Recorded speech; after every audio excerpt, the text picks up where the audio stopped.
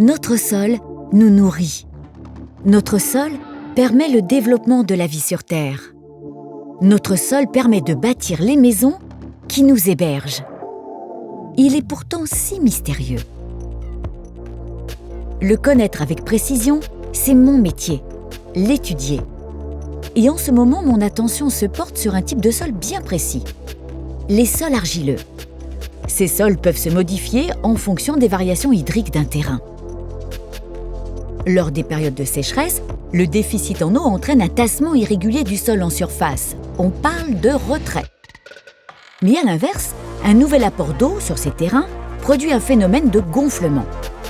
La différence de tassement peut avoir des conséquences importantes. Des fissurations en façade, le détachement d'éléments jointifs à la construction, une distorsion des portes, des fenêtres, un affaissement des murs et cloisons, ou encore la rupture des canalisations enterrées. Ce phénomène de retrait-gonflement est le premier sinistre touchant les maisons individuelles en France et peut entraîner des montants très élevés de rénovation, voire s'accompagner d'un relogement temporaire. La France étant un pays au climat tempéré, les mouvements les plus importants sont observés en période sèche. Face à cette ampleur, l'État a décidé d'agir. Le 1er janvier 2020, la loi Elan entre en vigueur. Elle rend obligatoire l'étude de sol pour tout vendeur de terrain situé sur une zone considérée à risque.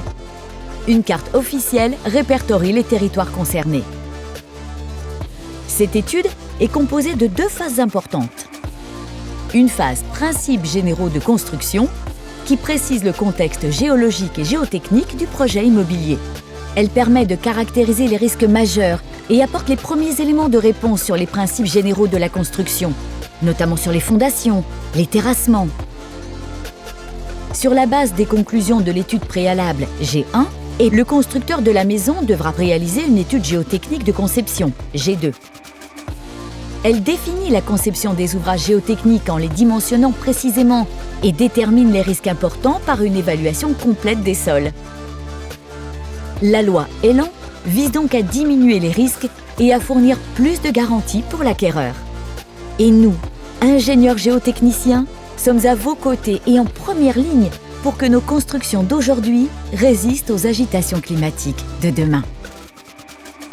Je suis Julie, ingénieure géotechnicienne Ginger CEBTP.